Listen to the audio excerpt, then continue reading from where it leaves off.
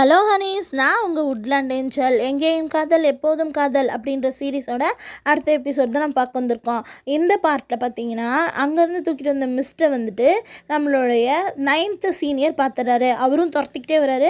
ஆனாலும் அந்த மிஸ்டை வந்து பிடிக்கவே முடியல. நேராக வந்துட்டு இவங்கெல்லாம் வந்து சர்ச் பண்ணிகிட்டு இருக்காங்க. அவங்க நம்ம சீனை யாரை எங்கே போனாங்கன்னு சொல்லிட்டு நம்ம சீனியர்ஸ் எல்லாம் போய் தேடுறாங்க. ஆனால் இவங்களை தூக்கிட்டு வந்தது அந்த மாஸ்க் போட்டவங்க தான்.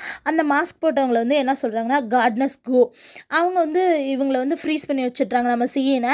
அப்போ வந்து கேட்குறாங்க, நீ வந்து எங்களுக்கு வந்து என்னோட ஸ்டூடெண்ட்டாக மாறிடணும் அப்படின்றாங்க. அதை பார்த்துட்டு, என்னது உனக்கு ஸ்டூடெண்ட்டாக மாறிடணுமா?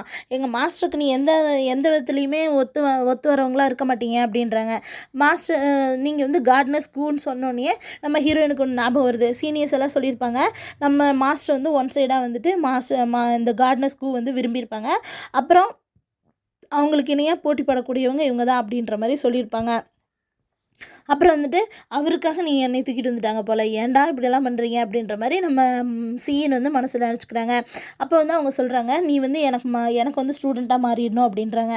எங்கள் மாஸ்டரோட சுண்டு வரலுக்கு பவர் கூட உங்ககிட்ட இல்லை, நான் உங்களெல்லாம் மாஸ்டராக ஏற்றுக்க மாட்டேன் அப்படின்னு சொல்லிட்டு நம்மளோட சீன்னு சொல்கிறாங்க. அப்போது கார்ட்னஸ் கூ இருந்துட்டு, இவனை தூக்கி டஞ்சனில் போடுங்க, இவன் வாய் ரொம்ப ஜாஸ்தியாக பேசுகிறான், இப்படிப்பட்டவனையாக வந்து மோயன் வந்து ஸ்டூடெண்ட்டாக வச்சுருக்காங்க அப்படின்னு சொல்லிட்டு இவங்களை வாட்டர் டஞ்சனில் போடுறாங்க. எல்லா பக்கமும் தண்ணியை திறந்து விட்டுறாங்க. நம்ம சீன் 2-3 தடவை முங்கியே போயிடுறாங்க. 3 நாள் ஆச்சு இவங்களெல்லாம் தேடிட்டுருக்காங்க. இவங்க தண்ணியில் மூழ்கி மயக்கமே ஆகிட்டாங்க. அந்த சமயத்தில் நம்மளோட சீனியர்கிட்ட வந்து எல்லோரும் வந்து பேசிகிட்டு இருக்காங்க. அப்போ பேசும்போது சொல்கிறாங்க, நான் கோஸ்ட் லேண்ட்லேருந்து வந்து கூட்டிகிட்டு போயிருப்பாங்களோ, கடத்திட்டு போயிருப்பாங்களோ அப்படின்னு. இல்லை, கோஸ்ட் லேண்ட்லேருந்து வந்தது தான் நம்மளுக்கு தெரிஞ்சிருக்கோம் அப்படின்றாங்க. அப்படின்னா நான் ஒரு ஒயிட் கலர் மிஸ் தான் பார்த்தேன், நம்ம 9th துரத்திட்டு போயுமே கண்டுபிடிக்க முடியல அப்படின்னா நம்மளுக்கு தெரிஞ்சவங்க வேறு யார் இருக்கா அப்படின்னோடனே எல்லோரும் கார்ட்னஸ் கூவை தான் சொல்கிறாங்க.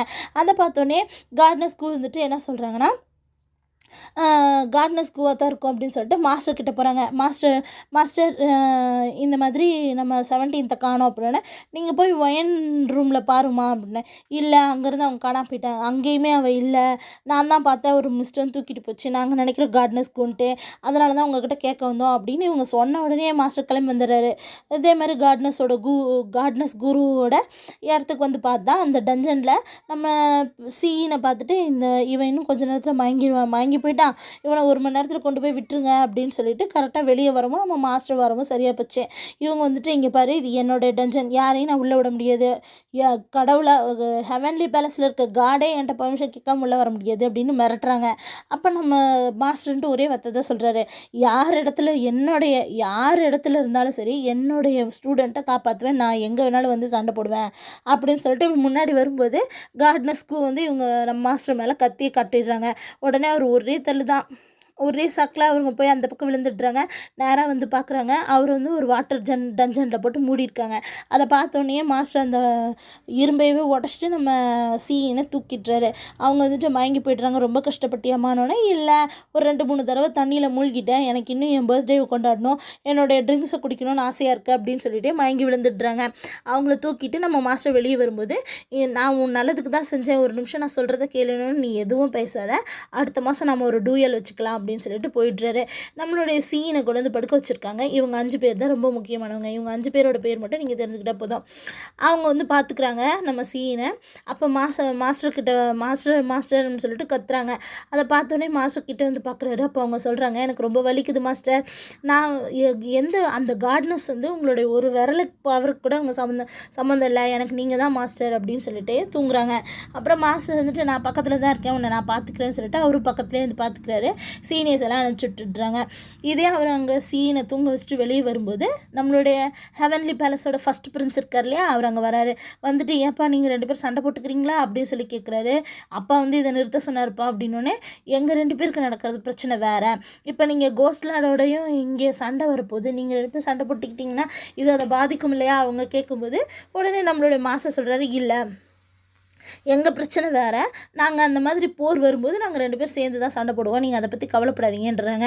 இதை கொண்டு வந்து நம்ம ஹெவன்லி பேலஸில் இருக்க லார்ட் கிட்ட சொன்னோடனே அவர் இருந்துட்டு, ஏன்னா அந்த ஒரு சிஎனுன்ற பையனுக்காடா இவ்வளோ பெரிய பிரச்சனை அப்படிங்கிற மாதிரி அவர் யோசிக்கிறாரு. உடனே இங்கே அடுத்த 1 மாதம் ஆகிடுது. இவங்க 2 பேரும் வந்து ஒரு பெரிய டூயல் வச்சுக்கிறாங்க. அந்த டூயலில் வந்து நம்ம மாஸ்டர் தான் ஜெயிக்கிறாரு. அவங்கள வந்து இவங்க ஸ்டூடெண்ட்ஸ் எல்லாமே ஒளிஞ்சு நின்று நம்ம சீனியர்ஸ் எல்லாம் பார்த்துட்ருக்காங்க. நம்மளுடைய கார்ட்னஸ் கூ வந்துட்டு ஒரு கத்தி கத்தியை 3ஆக பிரித்து நம்ம மாஸ்டர் மேலே விடும்போது நம்ம மாஸ்டர் அதை ஒரே இதாக இவங்க பக்கமே திருப்பிடுறாங்க. நான் தோத்துட்டேன் அப்படின்றாங்க. சரி தோத்துட்டியா சந்தோஷம் அப்படின்னு சொல்லிட்டு போகும்போது நான் தோத்ததுக்கு என்ன செய்யட்டும் சொல்லு அப்படின்னா இந்த குள்ளனை மட்டும் விட்டு போயிருமா அப்படின்றாரு. இவங்கெல்லாம் ஷாக் ஆகிடுறாங்க. ஏடா என்னடா ஒரு பொண்ணோட மனசையே உடச்சிட்டாரு அப்படின்னு சொல்லிட்டு நம்ம செகண்ட் சீனியர் சொல்கிறாங்க. அப்போ நம்ம 16th சீனியர் சொல்கிறாரு, ஆமாம் நம்மளோட 17th கடுத்து கொடுவினை பண்ணால் அப்போ நம்ம மாஸ்டர் அப்படி தான் சொல்லுவார் அப்படின்னு சொல்லிட்டு இவங்கெல்லாம் பேசிக்கிறாங்க. சரி வாங்கடா போகலாம், மாஸ்டர் நம்மளை பார்த்துட்டாரு அப்படின்னு சொல்லிட்டு இவங்கெல்லாம் ஓடி வந்துடுறாங்க. அதே இடத்துல நம்ம சீனை காட்டுறாங்க. சீன் இப்போ தான் மயக்கத்துலேருந்து எழுந்திருக்கிறாங்க. நம்ம சீனியர் கூடவே தான் இருக்காரு. பார்த்துட்டு ஏமா உடம்பு பரவாயில்லையா அப்படின்னா, எனக்கு ஒன்றும் பிரச்சனை இல்லை, இன்னும் 4-5 நாள் விட்டுருந்தா கூட நான் வாட்டர் டஞ்சனில் இருந்திருப்பேன். சொல்லும்போதுனா நல்லா சொல்லு, ஒரு சின்ன பொட்ட பிள்ளை அழுகிற மாதிரி எப்படி தெரியுமா மாஸ்டர் பிடிச்சிட்டு அழுதுட்டு இருந்தேன். மாஸ்டர் வலிக்குது அப்படின்னு சொல்லிட்டு மாஸ்டர் தான் நான் இருக்கமான்னு சொல்லிட்டு ஒரு எத்தனை நாளாக உன் கூடவே இருந்தார் தெரியுமா அப்படின்னு சொல்கிறாங்க. என்னது அப்படியெல்லாம் பண்ணனா அப்படின்னு, பின்ன எப்படி பண்ணியா அப்படின்னு சொல்லிக்கிட்டே நம்ம 9th சீனியர் உள்ளே வராரு. உனக்கு சாப்பாடு கொண்டு வந்திருக்கேன், எந்திரிச்சு சாப்பிடு அப்படிங்கிறாங்க. சரின்னு சொல்லிட்டு இப்படி சாப்பிட்லான்னு வரும்போது உனக்கு பனிஷ்மெண்ட்டு கொடுத்துருக்காங்க, 30,000 தடவை நீ வந்து எழுதணுமா அப்படின்னு. என்னது 30,000 தடவையா அப்படின்னு சொல்லி ஷாக்காகிறாங்க. அது மட்டும் இல்லாமல் சின்சூலேருந்து உன்னை பார்க்கறதுக்கு ஒரு பொண்ணு கூட வந்திருக்கு. என்ன பொண்ணா, சரி வரேன் அப்படின்னு சொல்லிட்டு வராங்க. அந்த பொண்ணை நம்மளுக்கு காட்டுறாங்க. அவங்க பேர் ஷென்யோ. அவங்க வந்துட்டு பார்க்குறாங்க. பார்த்துட்டு அந்த ஷென்யு வந்து திரும்பினோடனே நம்மளுடைய சியனை பார்த்தோன்னே பைச்சியான் மாதிரியே இருக்கே, ஆனால் இவங்க பையன் அப்படின்னு சொல்கிறாங்க. அதே மாதிரி நம்ம சியனும் வந்துட்டு என்னம்மா யார்மா நீயே அப்படின்னு சொல்லி கேட்கும்போது இந்த மாதிரி நான் வந்து இவங்க வந்து பார்த்தோன்னே நம்ம சிஎன் வந்து கண்டுபிடிச்சிடுறாங்க இவங்க தான் ஷென்யூன்ட்டு. ஆனால் நீ வந்துட்டு அப்படின்னு கேட்குறாங்க. இவங்க யார் அப்படின்னா ஃபஸ்ட்டு இவங்களுக்கு 4 அண்ணனுங்க இருக்காங்களே, அந்த ஃபஸ்ட்டு பையனோட மருமகருக்குள்ளே அவங்க தங்கச்சி. நான் வந்து இந்த ஃபஸ்ட்டு மருமகளோட தங்கச்சி அப்படின்னு சொல்கிறாங்க. ஓ அப்படியா, சரி எதுக்கு வந்த அப்படின்னோடனே இந்த மாதிரி வந்து உங்கள் 4வது அண்ணன் தான் என்னை வந்து உன்னை வந்து பார்க்க சொன்னாங்க. உங்களை வந்து நீங்கள் இங்கே இருப்பீங்க சிஎன்னு ஒருத்தர், அவங்கக்கிட்ட பாருங்கள் இந்த லெட்டர் கொடுங்கன்னு சொன்னாங்க, அதனால தான் நான் வந்தேன் அப்படிங்கிறாங்க.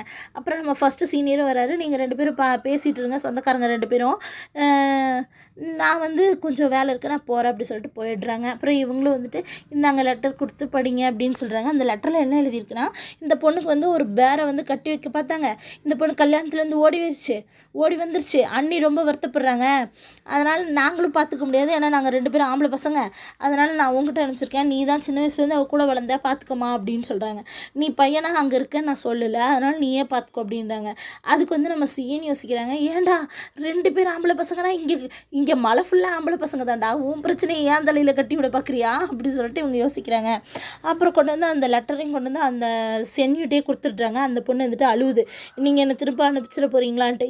இருமா மாஸ்டர்கிட்ட போய் கேட்டு வரேன் அப்படி சொல்லிட்டு வராங்க. நம்மளுடைய சீனுக்கு இங்கே இவங்களை வச்சுக்கிறதுக்கே பிடிக்கல.